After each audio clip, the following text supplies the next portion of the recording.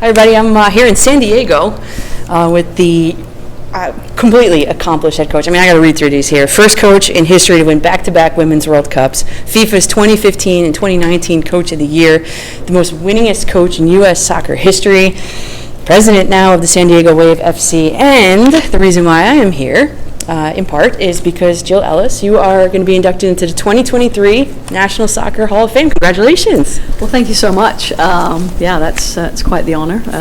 Yeah, it's humbling, very much so. Who's going to be it's in Texas, right? Who's going to be making the trip with you?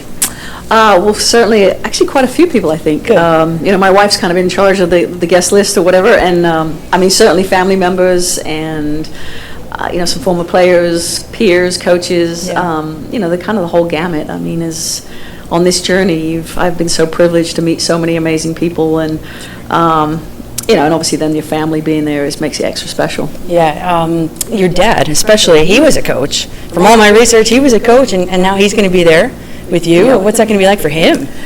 I think he'll probably be a little bit emotional. I mean, obviously, he moved over to this country, and to be in the U.S. Hall of Fame, he'll be immensely proud. Mm-hmm. I'm sure he'll have a few tears, but just such a massive part of my journey and influence. So yeah, it just seems very fitting that he'll be there, and he's been such a support of my whole life. So I'm very thankful for that. And I guess you get presented with an honor. Who's going to be? Do you get to choose? I mean, who's going to do it? In terms of presenting me? Yeah. Well, I think we have, I don't know if this is top secret or not, but you can edit this out if it is. But yes, I think the person introducing me will be, it'll be April Heinrichs, who was actually the person, former U.S. national team coach, former U.S. national team captain, but dear friend and someone that honestly gave me my start in coaching. My first assistant job was at the University of Maryland with April, and she's been such a trailblazer, such an inspiration in terms of female coaches. So yes, I feel very grateful for that. And so you're going to be inducted with actually two of your former players. One, Lauren Holiday, inducted with you, and Hope Solo, who deferred a year or whatever.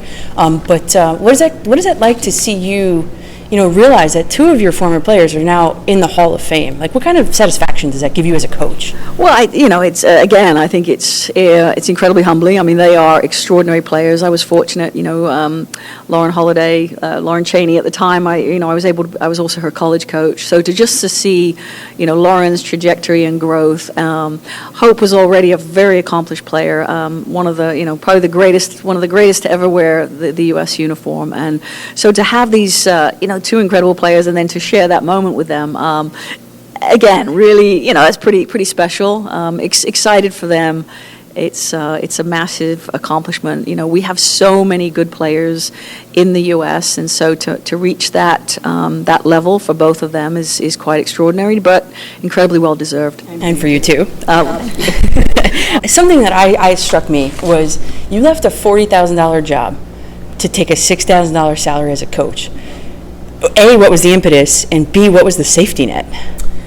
Well, it was, I was in the business world, and I think part of it, and I never had intended to be a coach. It really was one of these things that it was always, sport had been this vehicle for me to get my education. But after working for a couple of years, with this large corporation in North Carolina, I realized, is it fueling my passion? Is it filling me up every day? Is it where I want to be? And so I think when April called and offered me this job, I think it was, I like to say it was that moment you choose to go passion over a paycheck.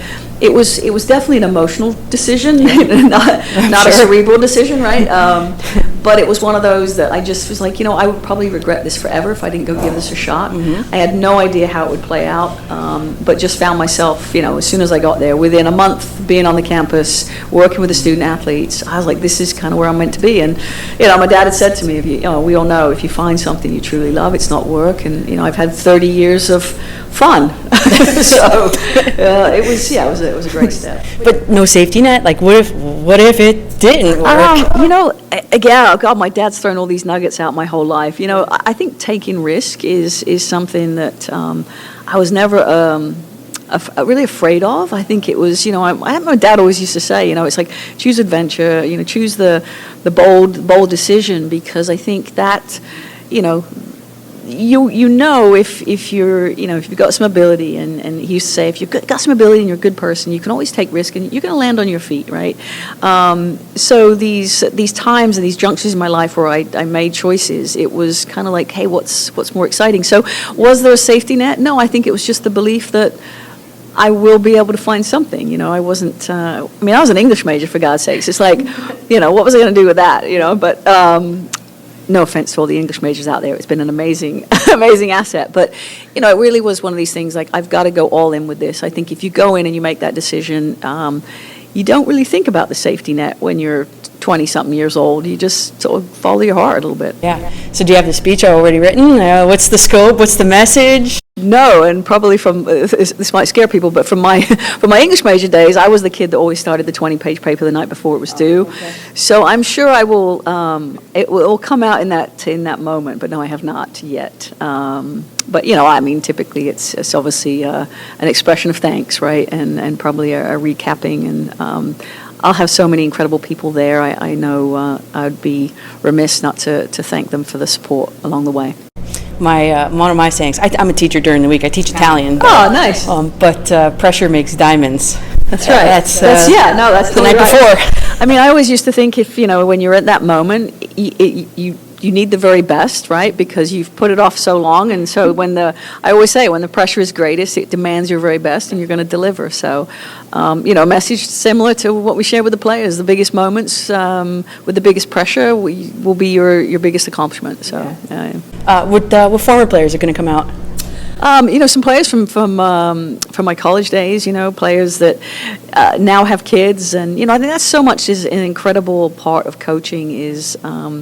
It's not just, you intersect your lives, at a certain point, but then you see what's beyond their lives, and in terms of how they grow and they become mothers. And I have quite a few players, I think, from my past that will be there, and excited about that, because, at the end of the day, and we are a result of all the people who've had impact on ourselves. It's both ways, and so, I'm just super grateful that they would come and support me, but in essence, it's because of them that I've been able to have this remarkable journey. A couple quick hitting questions. Throughout your coaching career with U.S. Soccer, what was your most triumphant memory? Gosh, I think one of the things that was always really special was the 2015 World Cup, and I think the reason being is it had been quite a while since we'd won. So, the fans, the country, the expectations were very high, but also for the players. There were some iconic players on that roster, Hope Solo being one of them, Abby Wambach, that hadn't gotten that accolade of being a world champion. And so I think that was so gratifying to see these impressive players, have that accolade in their resume, because they've given so much to the game. So I think 2015 was really special, because I think it was what it brought to the country, but also what these legacy players were able to add, and it was so well deserved. Most challenging memory? Probably 2016. It was a tough loss to go out in the quarterfinals to not medal. When you have such success in 15 and then 16, but looking back on it, it was a tough moment, but it was probably the best thing ultimately. You look back on it with hindsight, you want to go out and win everything, but I think it forced growth in myself, our players, our program, to really kind of push forward, and I think that was challenging, and obviously the fallout from that was kind of a reset. But those are hard, and I think one of the hardest things, and because there's such a human element to coaching, is you have to make very hard decisions, and that is part and parcel of the job. But when you're calling someone, there's amazing highs of telling someone, hey, guess what, you're going to a World Cup, you made the roster. But then there's also these incredible lows of telling someone, hey, you're not going. And for some, it's their lifelong dream. And that's the part of coaching that is, it's not lost on me, because I think, I have dreams and ambitions, we all have them, and to be able to help facilitate them is great, but then also be in a way that, you're not helping that is hard sometimes. Yeah, but, because I coach too, and sometimes, and we just had cuts for my softball team, and I got a couple emails of kids that are like, hey, what can I do to make the team next year? So in a way, it's kind of like, all right, almost like you're helping them, and you're like, all right, you need to work on this, this, and this, and come back next year. So I understand. No, it's true, and I think for many, sometimes that tough moment is the springboard for. I agree with the springboard for more. But it's just delivering the message and listen. It's reality is it's a part of what you do, and sport in some ways can be brutal that way because there's people that do and people that don't get the opportunity. But to your point, it's kind of what you make with that moment. And final one here is something you wish you could have done differently along your tenure. Oh gosh. I think it took. I always sort of say as a young coach, I think one of the things that I really appreciate, on my journey is when you go out as a young coach, it's really you want to. Let's say you want to do everything, but it's this understanding that you've got to drive the train, build the train, it's this kind of this idea of like this, and when you start to realize that it truly is a group effort, that you involve everybody in that process. Do I wish I'd realized that probably a little younger in my life? Yes, probably. Again, I think the growth piece is eventually you get there, but it makes it more enjoyable. I think one of the other things is acknowledging that failure. It's actually opportunity, right? And it's feedback, and so it's not devastating. It's not the end of the world. It's taking something and sucking the marrow out of it, so to speak, and like how does that fuel me going forward? And so I think when I was younger, I think the losses were really, really hard, and that doesn't mean that when you get older they're not. It's just you recognize that that's a part of the journey, and it becomes less disabling and more enabling. Switching gears a little bit here, you're doing the opposite journey of Ted Lasso. You are an English woman now coaching in the United States. Are you a fan of the show first? Oh my God, love it. Yeah, I love that show. I have not missed an episode. Yeah, it's brilliant. Is it as well received in the UK and England as it is here? I think it certainly has become that way. I mean, now that they're, I think, you look at the Wrexham documentary and just where entertainment and sport can kind of meet. I definitely think Ted Lasso has kind of straddled that. I mean, the fact that they're in the FIFA, the game, the EA FIFA sports game. I mean, that says enough. But yeah, I think it is. I mean, I think people. There's a lot of iconic British actors in the show, and I think people are just fascinated by the lessons that are woven through that. Yeah. It's pretty impressive. The piece on the mental health of the coach of Ted Lasso, I think, is an interesting piece as well. I mean, why do you think that was important for them to incorporate that? Well, I think because, and the same with athletes, there's, people sometimes see that, when you go into an Olympics or a major sporting event, a World Cup, that people are so steeled and there's, that they're built for it. But the reality is we're human, and whether you're an elite athlete or a coach, the emotions run there. And so I think it is important to shine a light on it. It's incredibly important, especially, in today's where everybody has access and everybody has a phone and everybody can chime in and weigh in, that it's critical that we have an appreciation. And what I am, optimistic about is that we see more and more, athletes like Michael Phelps, that come forward and talk openly about their experiences, and we don't see that as much with coaches. So I think it is also important. I mean, for us to just acknowledge the mental component and how important that is for us to make decisions, live our lives, and just try and acknowledge that nobody is perfect and nobody is so steeled that they don't feel the pressures around them. Which character would you most identify with in the show? Probably Ted. Yeah. I think so. I mean, not just because it's the coach. I think it's, I always say coaching. It's not coaching is it's relationships, and he epitomizes the relationships. One of the things I took away is, as a coach, I never really I did my job, kept my head down. I didn't really make an effort to reach those above me, my managers, my leadership, who my superiors were. And I watched this guy from the very beginning, and he would take the biscuits and give them to his boss. And what he was actually doing was bringing her into the journey and making her feel a part of it. And, I was kind of like, yeah, keep your bosses over there. And that was something that I learned, that if everybody around you feels connected and a part of the journey, it's going to strengthen the ability to be successful. Correct. So that was a lesson I took away. But yeah, I think Ted, listen, I think he's, I think he's very, very human, but I think he's very relational and gets that that's the important piece of it in terms of human dynamics. So yeah. So, Coach Jill Lasso, are you taking who would you take on your team if you had like a little draft here? Zava, Roy Kent, or Jamie Who are you picking?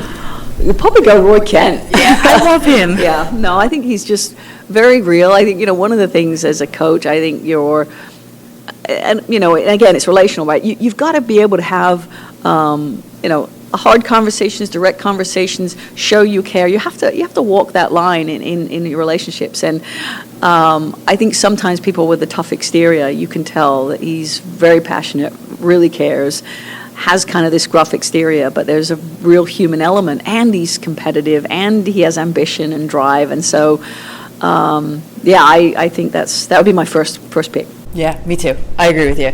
Then I'd probably go Zava, just because of the talent.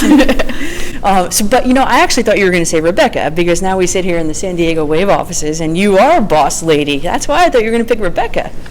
Yeah, no, she's great. I think she's a tremendous actress, and I've known her, seen her in other shows, and I think she's tremendous. But yeah, no, well, here's what I do appreciate. It's definitely hard sitting in the stands. I always sort of say it's a very different vibe, very different feeling when you're on the bench and you're there as opposed to sitting in a suite, for example. But yeah, no, I think she handles that role really well. I know she's competitive, wants to win, and I feel the same way. So obviously we're here in the offices, and there's meetings going on all around us. What's the day-to-day like as president of a football club? Yeah, it's a lot of pivoting. It's because when you've got so many different elements, right? I mean, the reality is when I used to show up at a game, it's like, yeah, I wanted there to be fans in the stands, and yeah, okay, sponsors so we can do things. But now it's like, okay, these are really important elements, right? So understanding everything from sponsorship to marketing to ticketing, to operations of leases of stadiums, and there's just a lot. And I think why I took this role primarily was because I care about where we're headed, in terms of women's soccer in this country, and want to be a part of kind of driving that and standards. And I think it was an opportunity to create positions or opportunities for females. We have a female head coach, female GM. That's important also. But I think also it's this idea of like, I wanted to learn more, I wanted to grow more. I'm constantly want to continue to educate myself. And man, I've been talking, not even a fire hose I've been drinking from. It's been like a water cannon. But I've just learned a lot, made a ton of mistakes, asked a ton of questions. But I've kind of, added, I think, to how I see sport and how influential and effective it can be. The work you put in the community. The care it goes into wanting our players to have a full stadium cheering them on. All those things that you kind of took for granted a little bit when you're down there on the pitch, but you really have an appreciation. And ultimately, it's a team. It doesn't matter if you're building a front office team. It doesn't matter if you're building a team on the pitch. You're bringing people together, harnessing their skill sets, creating a culture that's supportive, and really trying to get people rowing the same direction to achieve a goal. And you guys sold out the home opener this year, right, already? And so what does that tell you? Like, you sit back and you're like, all right, home opener, sold out, check. What does that tell you? Yeah, well, I guess I have a similar mentality to kind of coaching. It's like you move past it pretty quick, and then it's like, what's next, right? In terms of, you want to meet or match, and kind of what your accomplishments are. Yes, I think it was wonderful. I think the people there had an amazing night, and now it's like, how do we continue to grow that? because again, I think the players deserve it, the coaches, the players. But I also think, the fans, to see the level of commitment, skill, expertise, and to do that in a fun environment and have fun, it's a good night out, right? So I think I always felt sport was a way of bringing people together, and now I'm kind of living it, and it's pretty fun. So when you made the roster construction, I mean, Alex Morgan, she's a global superstar. Having Alex as part of this team, A, what does it do on the pitch, and B, what does it do for you in those initiatives off the pitch? Well, certainly. I mean, listen, I think when Molly and Casey and myself kind of got together, it was, you want to bring, are there people out there that can get people to come show up because they're so exciting and they have name recognition? Also, can they deliver on the pitch and help your team be successful? And also, can they be invested in more than just the field, the community, the people beyond? And, Alex was just an absolute, to use a baseball term, home run. She's from Southern California, deeply cares about this area. So it was almost a homecoming. Obviously, fans show up for Alex. There's when we play on the road, other teams' attendance increases. She has that kind of effect. And then she, obviously is a tremendous player. And, one of the things I shared with Casey when we were discussing Alex is, this is someone that will sit in the front of the classroom, ask questions, be first to training, last to leave. What I love about Alex is there's no finish line. Her development, her growth, she's adding layers now. So when you've got those pieces that all come together, it certainly was a natural fit, but also we're, incredibly grateful that she's part of our club and invested in our community. Yeah, and I just saw she launched the Alex Morgan Foundation too. Yes, yeah, and I think that's, Alex has an area in our end zone. It's called Alex's Home Break, right? Obviously the surfing the wave connection, where it brings kids in to come into the stadium, and now with the foundation. I think that's where very similar in terms of our focus and commitment is to how do we enhance girls and women, how do we improve their situation, how do we create role models, how do we best do that in the area that we live and be impactful.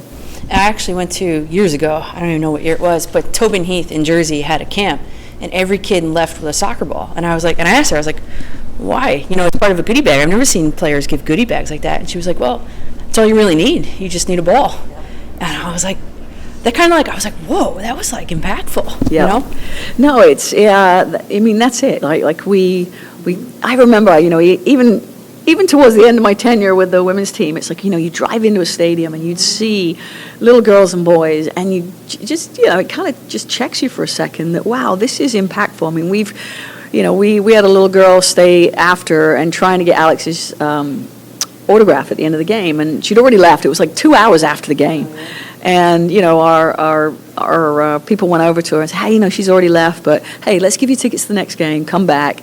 We brought her back, kid came back, got a signed thing, and, that's going to leave an impact on that young girl's life, right? And that's the things that you just can't take for granted in terms of what you do and how you can reach people. Yeah, and you've got some young, exciting players on there. One, the youngest ever signed, we'll talk about that, and Shaw, talk about, the youth movement now that things have been established in the feeder programs. So it's so exciting. We have a tremendous infrastructure in our country, with the ability for girls to play. I grew up in a time in England, and Casey similar. Casey was the only girl playing on a boys' team. I didn't have the chance to play. So to see what this country does in terms of embracing young girls having access to sports, we want to continue to shape that narrative, meaning how do we make it accessible and affordable to all? We're still a pay-to-play model, and we're still looking at ways at how we can create more accessibility for young girls. That I think is really important. But yeah, I think the young players that are coming through, and obviously Melanie is a young local 15. talent. Yep, she's 15, been training with us since she was 14. Just a phenomenal player. And Jaden Shaw, who just turned 18. It just speaks to the richness of our talent in this country. Right. But what I'm really proud of is now we've got a mechanism where those players, at the end of the day, not every player wants to go to college. The ones that do, great, but the ones that want to go pro, the only option they had was to go abroad. Right. Now they actually have a mechanism where we can have local players, young players play. You have to make sure there's obviously a lot of infrastructure in place. Sure. There's certain standards and things to have minors on your team, but we're committed to that and committed to the players and their welfare, and she's fit right in. Yeah, I saw that. I was like, oh my God, I got to ask her about that. Yeah, she's incredible. Yeah. So we talked about Ted Lasso and the mental health there. What are you doing as president of the San Diego Wave to we just kind of touched on it, but to safeguard the mental health of your players? Well, actually, when we even started, when we hired Casey, one of the things that Casey we discussed was, as a mental performance coach, a mental health coach.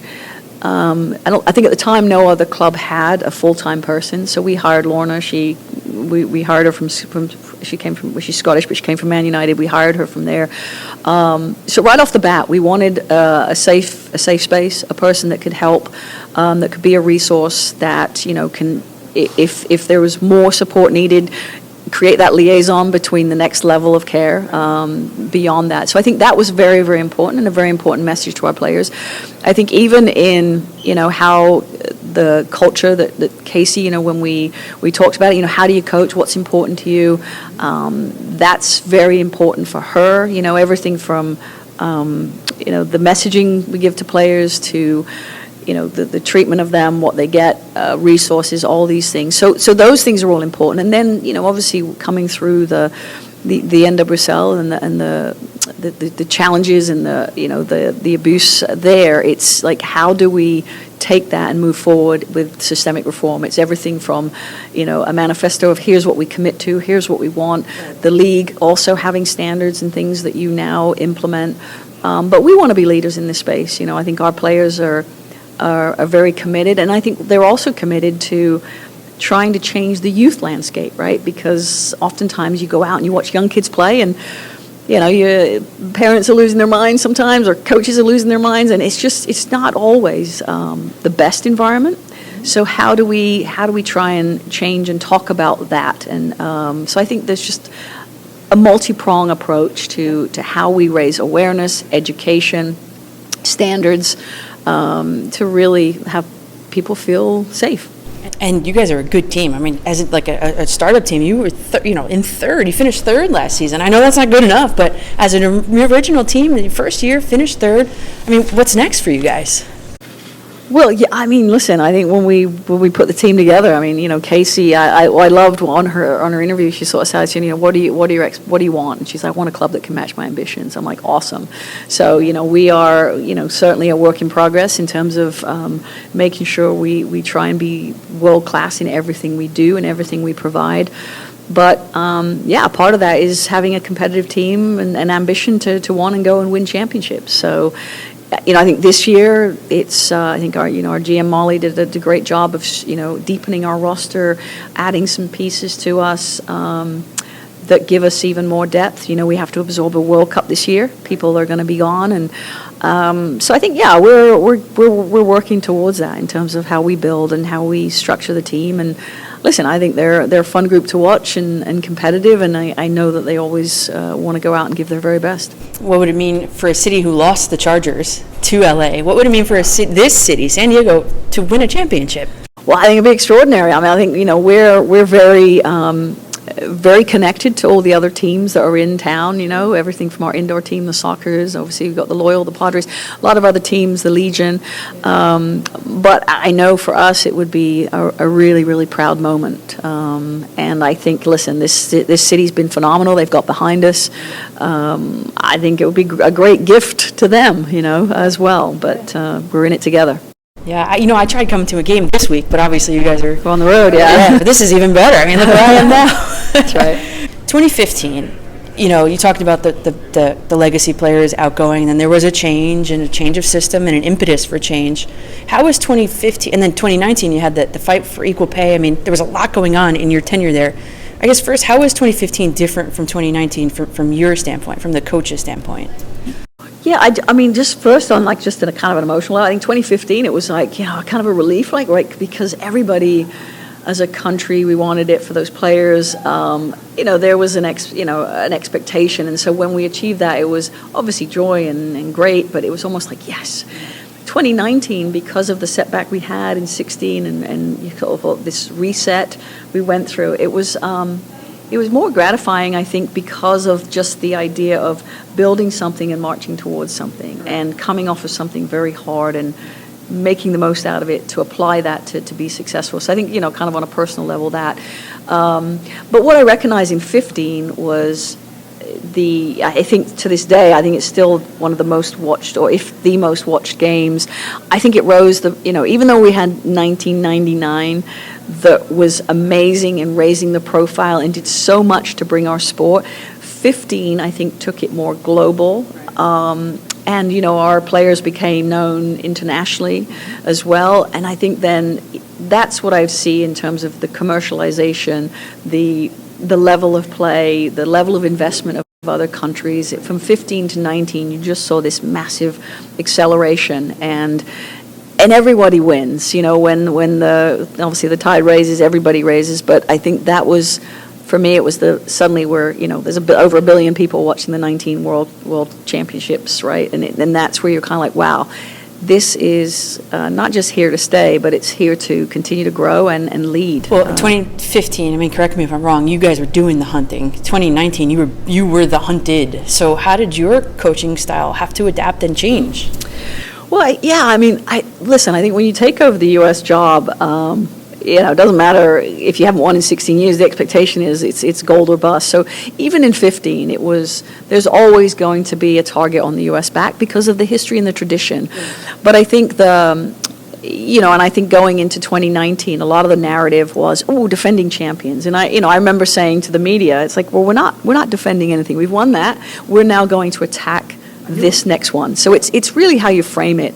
But I think that what we went into that World Cup being, we wanted to be the most prepared. We wanted to play a very competitive schedule going in. We wanted to expose some of our warts and what we needed to grow in and where we needed to improve. And I also think because of coming off of 16, the commitment to find other players, different profiles, to make us a more diverse team in terms of how we can play. We have players that can play on a postage stamp. Rose Lavelle is so incredibly technical and tight and can play in a small space. We got players that can expose our opponents, regardless of what they give us.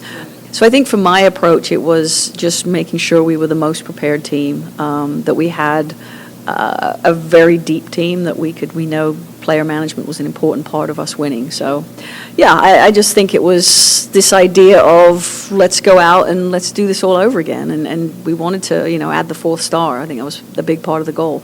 But I think overall, listen, the U.S. doesn't matter what they're competing in.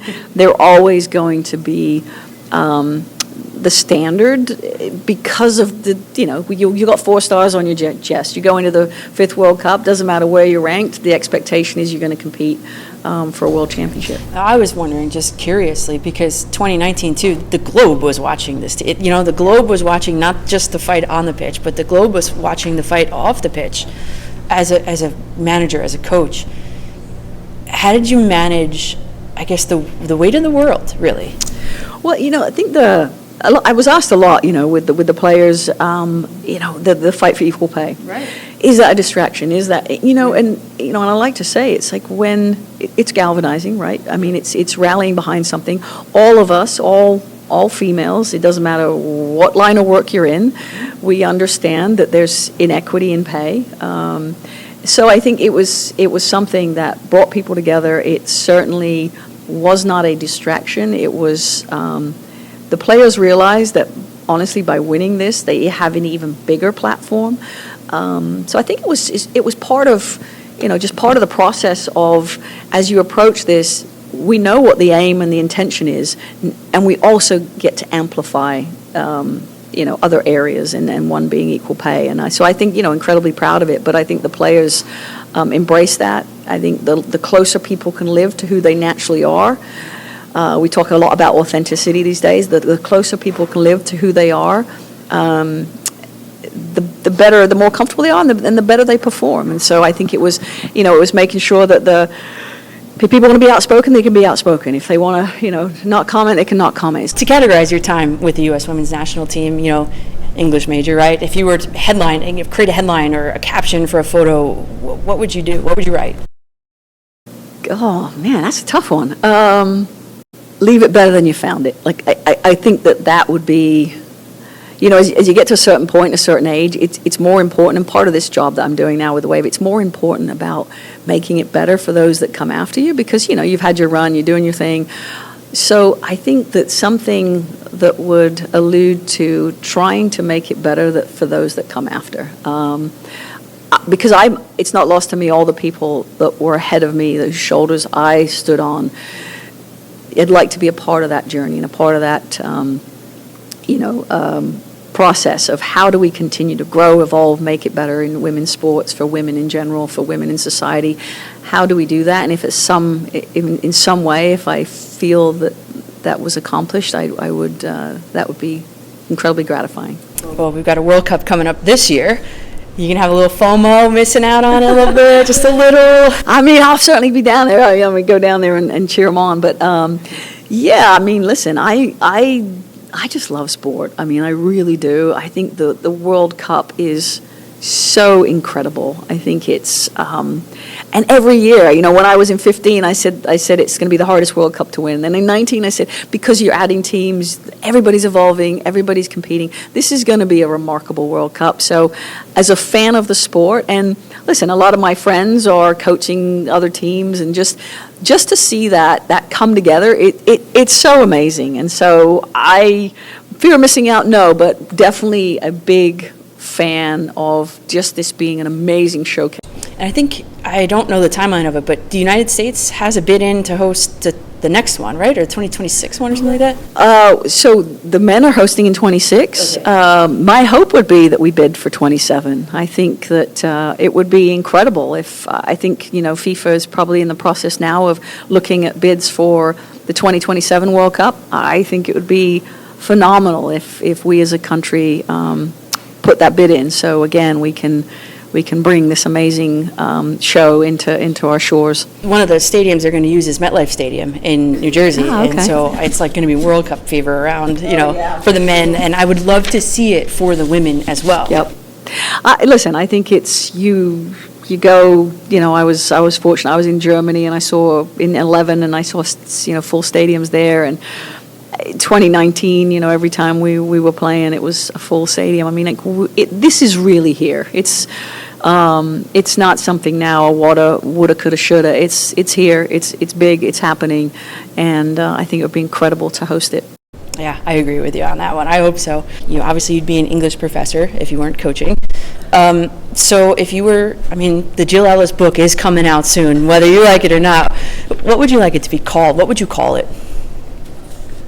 Man, you're asking all these questions I haven't really thought about. I don't know. That's a TBD, I think. I have to sit on that one and think about it. I mean, I've had some thoughts, but yeah, I don't know. I haven't nailed that down yet. All right. For someone who never saw sport as a career, fast forward to May, you're taking the podium for your Hall of Fame induction speech. Could you have written a better script? No. I mean, never could I have imagined the gift. I've said this a lot. Soccer, sport has been a gift. It really has. It's helped me, find my voice. It's helped me obviously have a career, my family. It's my friends, my peers. So I sometimes have to pinch myself to think of all the things and all the amazing people and journey and things that I've experienced. But no, I don't think I could have scripted my life. Medals will sit in a shelf one day and trophies will get dusty. It's really about those moments that you've lived and experienced with others and shared with others. So I could not have imagined this, but I feel incredibly grateful for all the people that have been on this path with me. Well, Jill, I am very excited. Thank you so much. It was an honor, and I can't wait to see. I'm going to watch that speech. I'm going to dissect that speech and say, hey, she talked about that with me a month ago. But congratulations, and it's the highest honor in soccer, and it's just been an honor. Thank you very much. I appreciate it. Thank you so much.